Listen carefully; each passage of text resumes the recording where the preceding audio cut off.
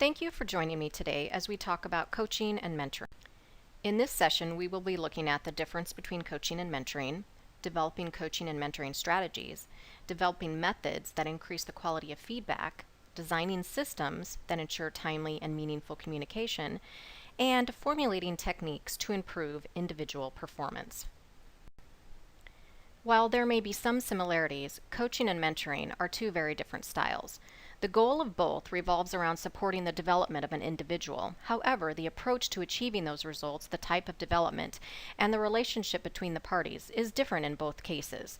Mentoring is often a longer relationship between someone who's more experienced, the mentor, and less experienced, the mentee. Mentors will often give advice and actually show the mentee what to do or how to do it. The focus is on developing the mentee professionally, where the mentee is in charge of the agenda and reaching out to the mentor as needed. In the mentor and mentee relationship, the mentor is the expert with experience, showing the mentee how to do something. Coaching typically has a set time frame and is more structured in nature, with regularly scheduled meetings. And coaches do not necessarily need to have direct understanding of the job performed by the coachee. And it often involves focusing on developing goals and meeting specific needs of the coachee at the time. In the coach and coachee relationship, the coachee is often the expert, and the coach is simply pulling that knowledge out of the coachee. Both coaching and mentoring strategies can be very helpful in eliminating or at least reducing undesirable behaviors in the workplace. More often than not, according to Marshall Goldsmith, what holds people back are simple behavioral tics, these bad habits that we repeat dozens of times a day in the workplace, which can be cured by pointing them out and showing the havoc they cause among the people we work with, and ultimately demonstrating that with a slight behavioral tweak, we can achieve a much more appealing effect.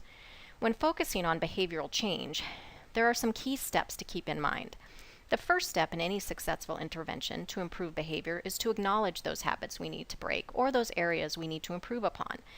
The next step is willingness to change. If someone is not willing to change, no amount of coaching is going to be successful.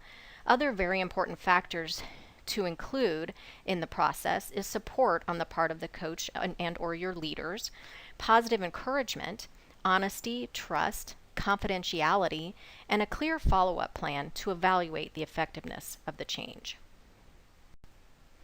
Giving and receiving feedback is an essential leadership skill. Employees want to know how they're doing and if they're achieving the goals that have been set for them.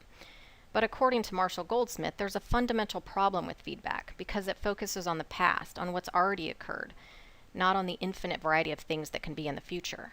And people are inherently more receptive to positive feedback than negative, and we will rarely see actual change by focusing on the problem. Negative feedback often becomes an exercise in, let me prove you wrong. This tends to produce defensiveness on the part of the receiver. However, feed forward can provide an alternative to feedback and cover almost all the same material as feedback. Effective communication and teamwork starts at the top, where our executives, leaders, and managers are setting the example for us. For team building to be effective, where communication is timely and meaningful, the team must be part of the process in building that team cohesion and must also see the value of working as a team. Greater improvement in teamwork tends to occur when the team members develop their own behavioral change strategies, rather than just executing a strategy that's been given to them or imposed upon them by someone else. And the focus must be on self-improvement within the team for it to be ultimately effective. When it comes to coaching models, there is a variety to choose from. Two very effective models are the GROW and STEPA model. The GROW model is a simple yet powerful tool for structuring coaching interventions. First, you establish the goal. Where do we want to get to? Then we examine the current reality. Then we explore all the options of how can we get to the goal. Then we establish the will. Ultimately, are we willing to make the changes that need to be made to get to where we want to be? And in the STEPA model, the subject is where we identify the issue facing the coachee. Then we target the identification, where we target those goals and make sure they're achievable. And emotion is a huge motivating and demotivating factor in any coaching relationship, so we have to keep a close watch on this. Perception and choice is where their perception is widened as the coach questions and challenges them. Plan and pace is the stage where the plan leads to the target. And adapt or act is where we put the plan into action and remain flexible to meet the needs of the coachee. Whichever method we choose, in the end, the most important factor to consider in the process is the success of the coachee. Thank you for your time today, and I look forward to our mutual success.